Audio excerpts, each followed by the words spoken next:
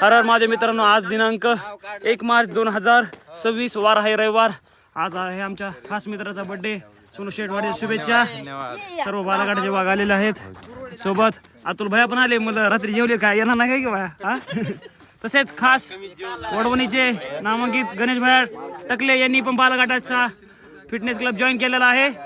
त्यांचेही स्वागत. चला, ते वाघ फुल तयारीमध्ये दिसत आहेत. 2 केक आणले आता 2. आगा माया ओके ओके. शुभेच्छांचा वर्षा विनोद भाई मेत्रे, नारायण वाघ,